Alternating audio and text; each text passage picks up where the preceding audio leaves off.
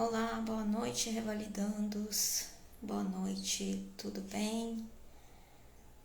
Guardando um minutinho aqui para entrar mais gente e vamos começar a nossa live rápida para a prova prática de revalidação e hoje vamos falar sobre infarto agudo de miocárdio. Um tema super importante, um tema que eu gosto muito também, tá? E a gente vai abordar alguns pontos bem rápido, bem pontual, né? Só dando mais uns segundinhos aqui, mas acho que a gente já pode estar começando, né? Bom, acredito que esteja tudo bem com o som, né? Vamos lá. Então, onde se encaixa infarto agudo de miocárdio, né? A gente tem uma ampla gama de nosologias, patologias, né, na clínica, que são síndromes coronarianas agudas, né? E essa ampla gama de síndromes coronarianas agudas é dividida em duas ramificações, né? Então, a gente tem uma síndrome coronariana aguda sem supra e do ST, do intervalo ST, e síndrome coronariana aguda com supra do intervalo ST.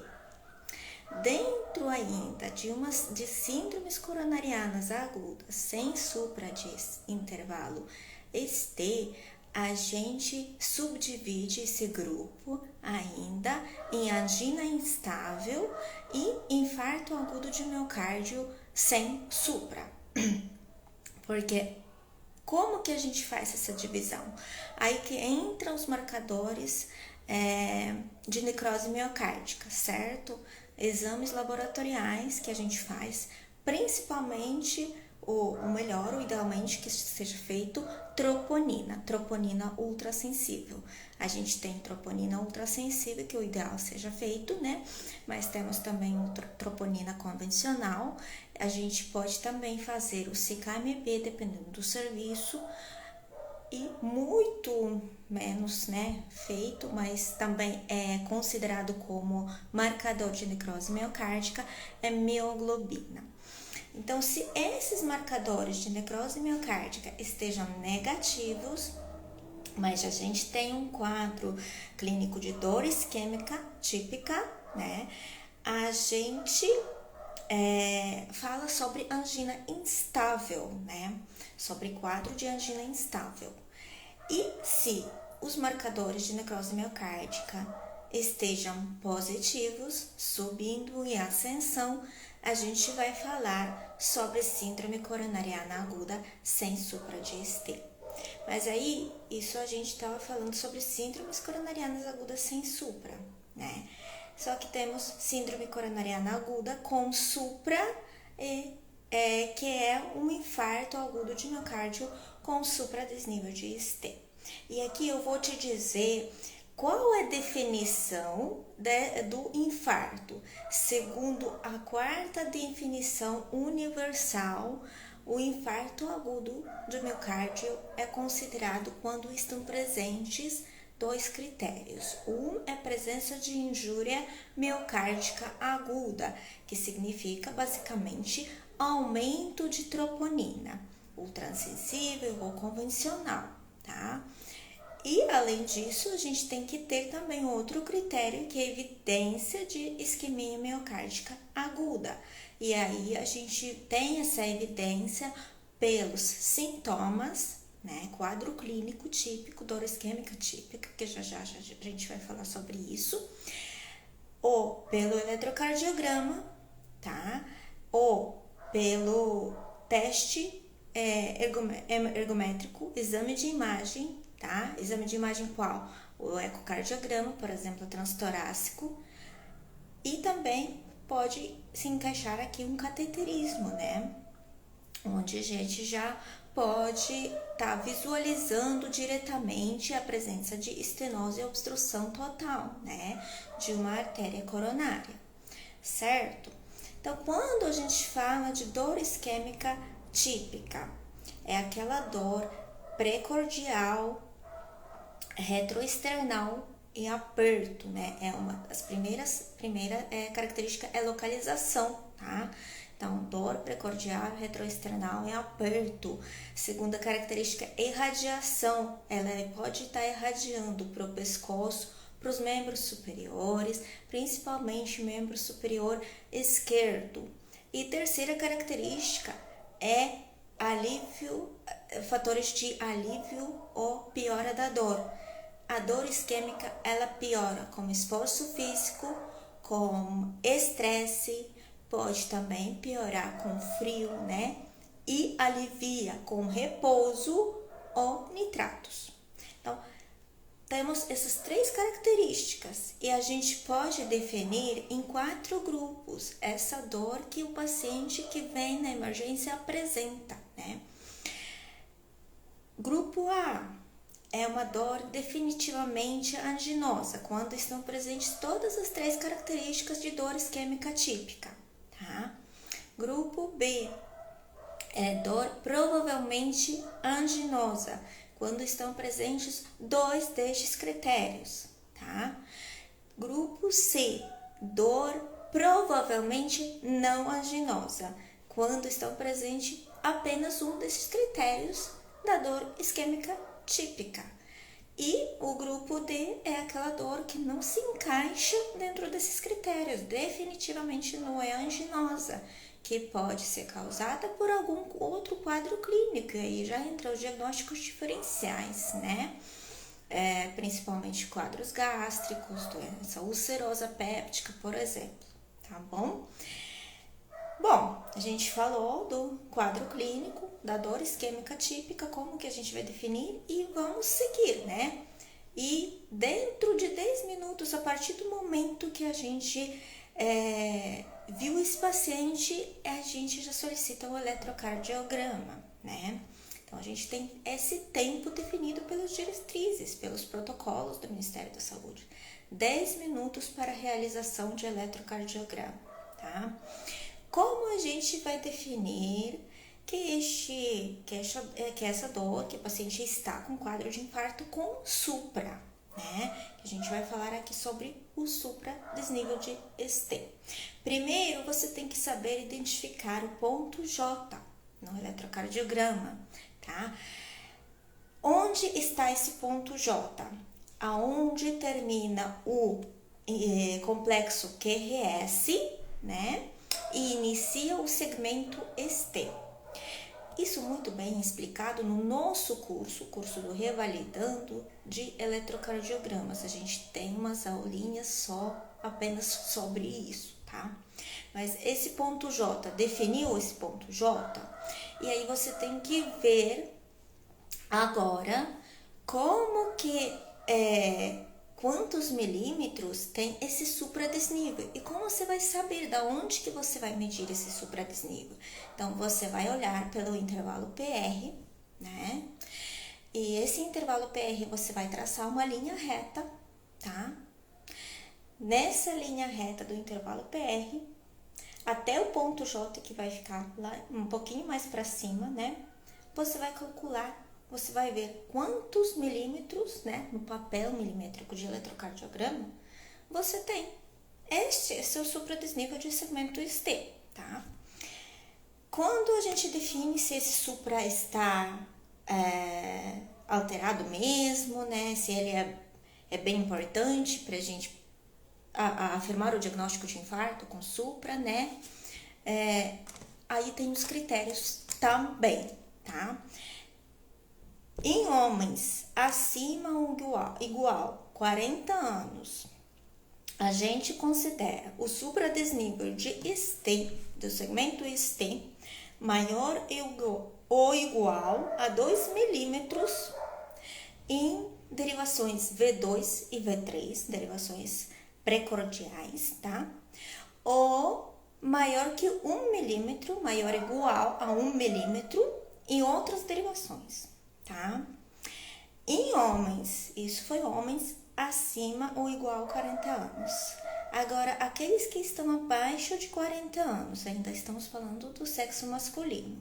O supradesnível de ST é considerado quando está maior ou igual a 2,5 milímetros em derivações V2 e V3, ou quando está acima de 1 milímetro em outras derivações.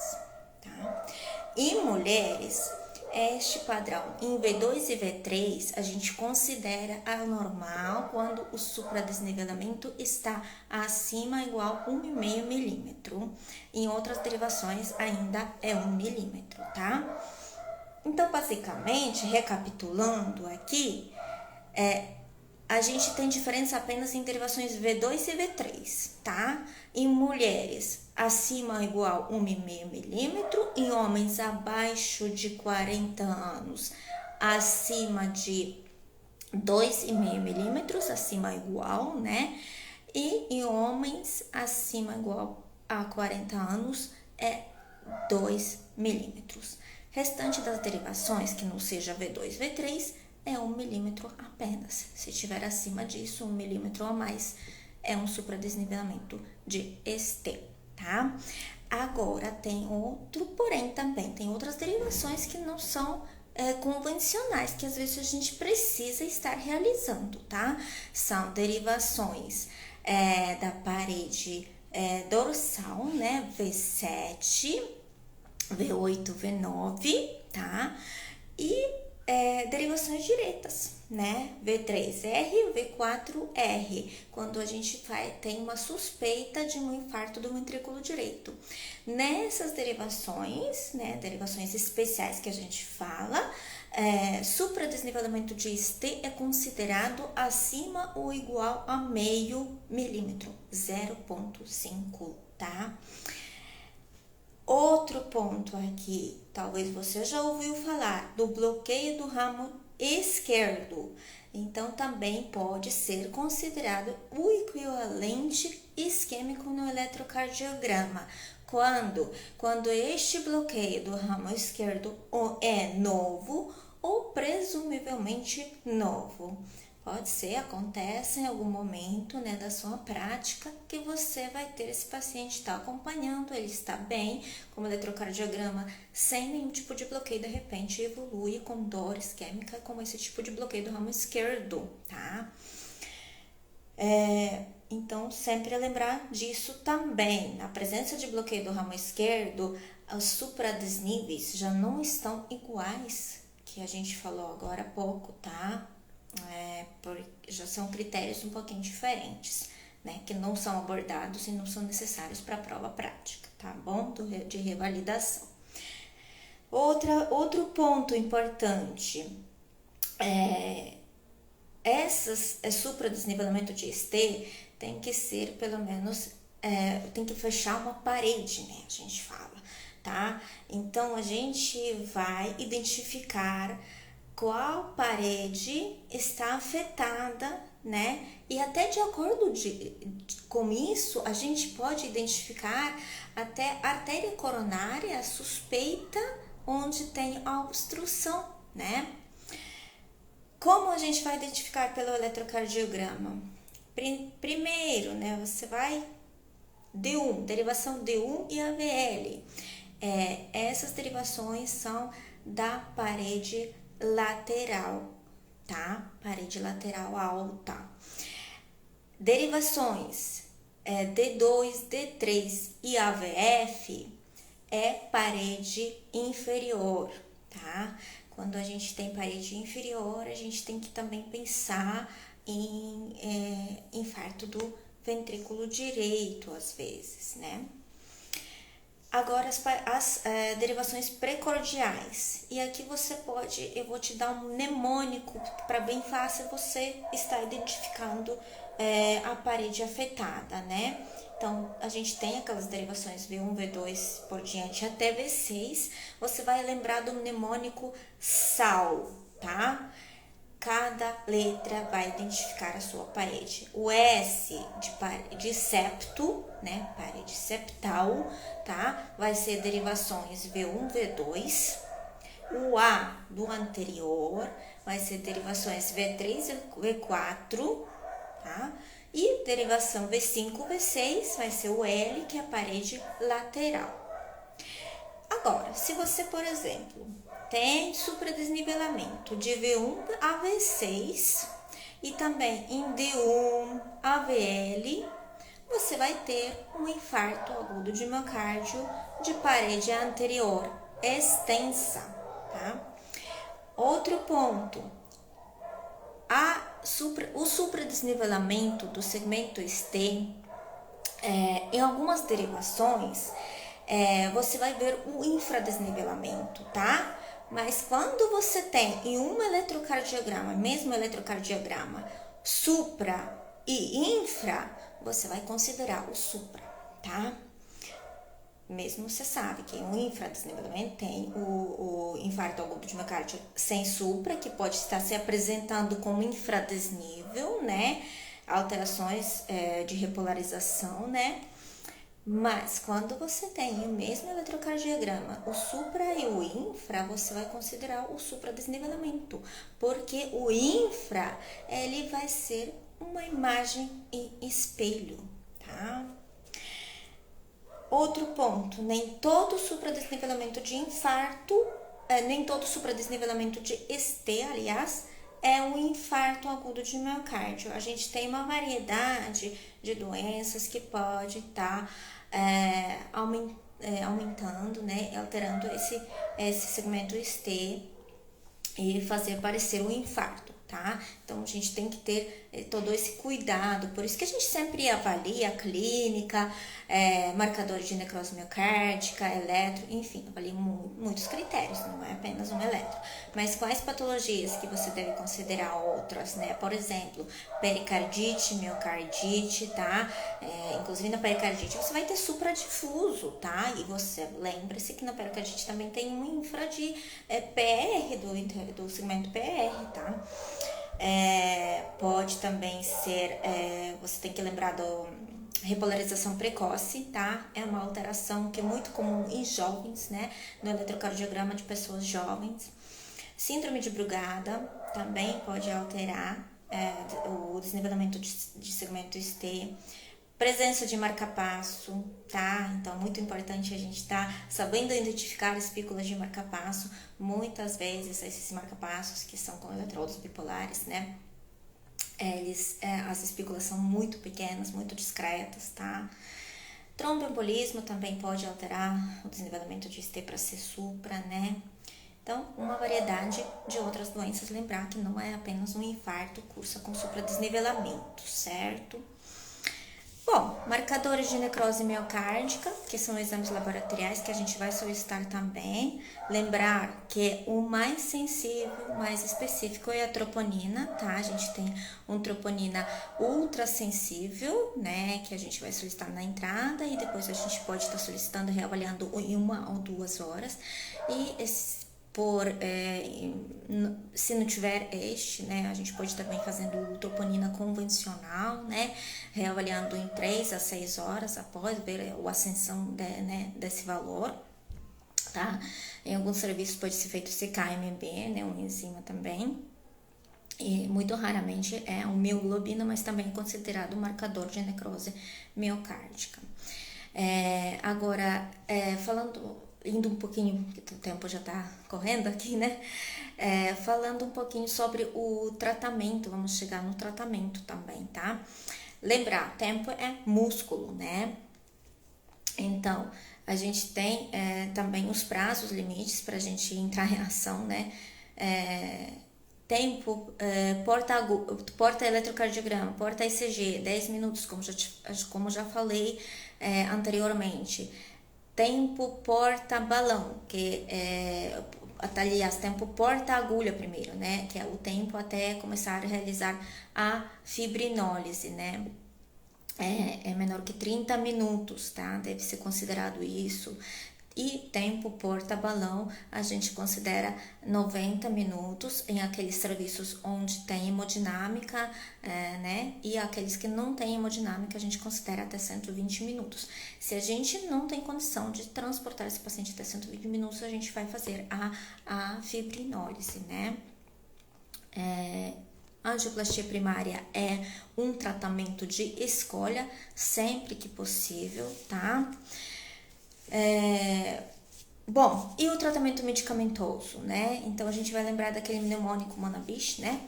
Que já todo mundo ouviu falar muito, mas M é de morfina, né? Vai utilizar apenas se tiver uma dor que é muito forte, que não cessa, né? Não melhora com nitrato, por exemplo. Lembrar de morfina que pode também baixar bastante pressão, então naqueles pacientes instáveis hemodinamicamente não dá para realizar a morfina, tá?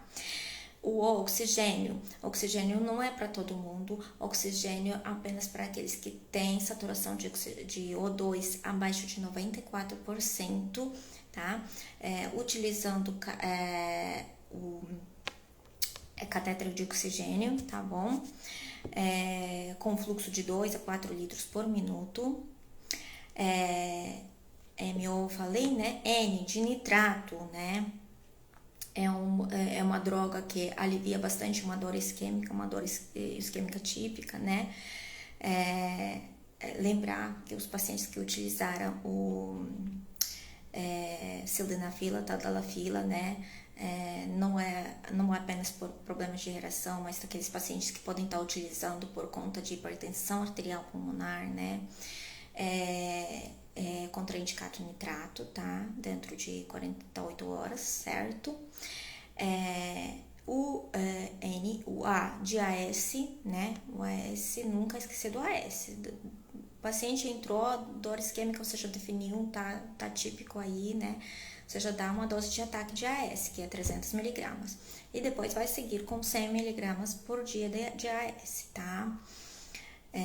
O B de beta-bloqueador. O beta-bloqueador é considerado uma droga que reduz a mortalidade na síndrome coronarial não aguda, na infarto agudo de miocárdio, né? Ela diminui o tamanho da área infartada, diminui o risco de reinfarto, tá? Então, é importantíssimo, de acordo com as recomendações, introduzir beta-bloqueador dentro das primeiras 24 horas, que pode ser utilizado atenolol, bisoprolol, metoprolol, por exemplo. O IECA ou BRA, né? Enalapril, losartana, certo? Também são consideradas drogas que reduzem a mortalidade, né? Eles melhoram a função ventricular também, tá? Então, também super importante dentro das 24 a 48 horas iniciar e depois manter, né? Nas doses otimizadas até o paciente aguentar, né? Porque a gente também sabe que essas drogas, beta-bloqueador, talvez em menor escala, mas o ECA-BRA diminuem a pressão arterial. Às vezes o paciente não tem a tendência para ter pressão arterial alta, né? Mas a gente precisa entrar pelo menos com doses mínimas aí até onde o paciente consegue aguentar com essa pressão arterial dele, tá? Lembrando também que dos beta-bloqueadores, das contraindicações deles, né, a bradicardia abaixo de 50, tá? Não é 60 limite, é sim, abaixo de 50. Bloqueio atrioventricular de segundo e de terceiro grau, um broncoespasmo ativo também não dá para entrar com beta-bloqueador, tá? E tem outras contraindicações, né? O C de clopidogrel, então aqui entra um outro antiagregante. Então, a gente vai fazer dupla antiagregação por 1 ano para um paciente com infarto agudo de miocárdio. Esse já falamos. O clopidogrel vai entrar na dose de ataque de 300 a 600 miligramas para os pacientes menores de 75 anos, e aqueles que maiores de 75 anos a gente vai entrar com 75 miligramas.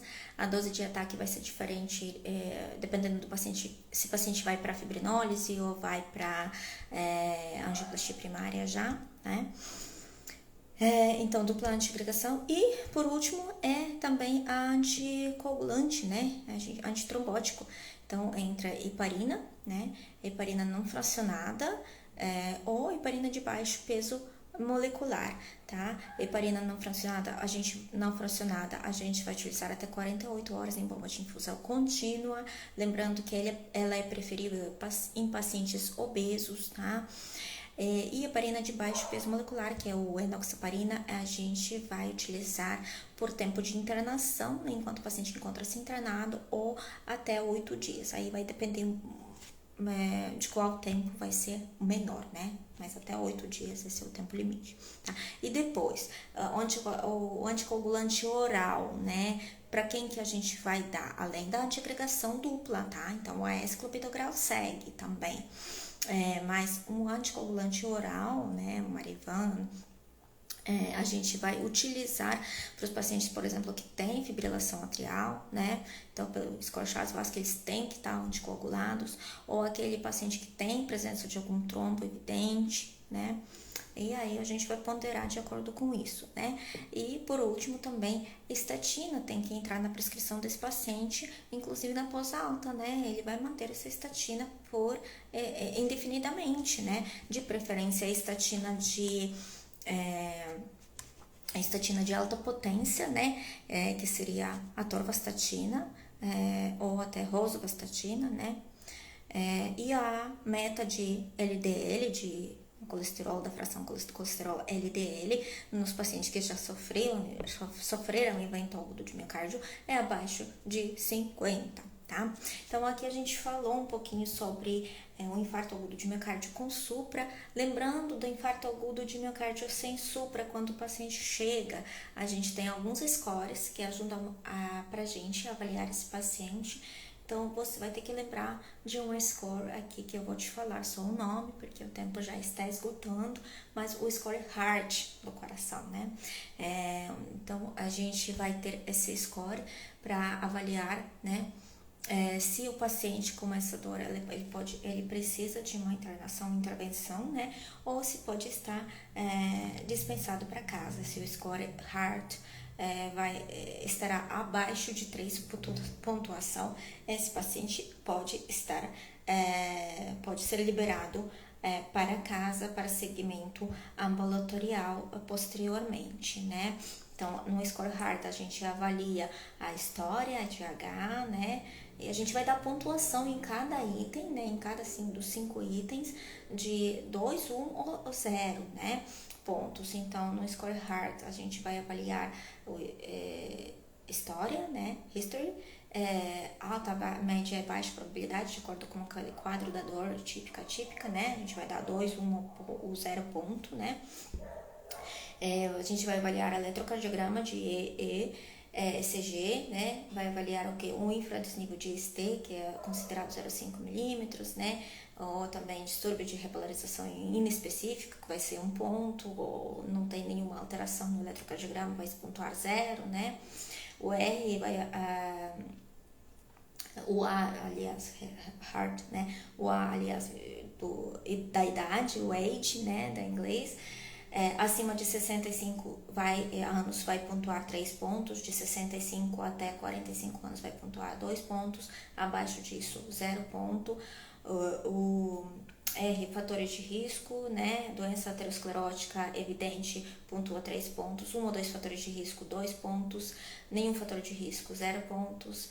E o T de troponina, você vai avaliar se maior que 3 vezes o nível de normalidade, 3 pontos, se de 1 a 3 vezes o valor de normalidade é 2 pontos e se não chega a ser isso, né, abaixo do corte, a pontuar 0 ponto, certo? Bom, a conduta é mais ou menos parecida, né, mas tem muita coisa que pode ser falado aqui nessas síndromes coronarianas agudas, né, principalmente sobre o infarto, né, peguei alguns pontos, algumas coisas importantes para falar aqui, né, e estou à disposição para esclarecer se tiver alguma dúvida, para responder alguma pergunta aqui também. É claro que a gente terá mais treinamento e mais, vamos falar mais sobre isso na mentoria do Revalidando para a prova prática, tá bem? Agradeço a todo mundo que permaneceu aqui conosco, tá bem? e desejo bons estudos para todos vocês. Muito obrigada e um beijo no coração de cada um de vocês.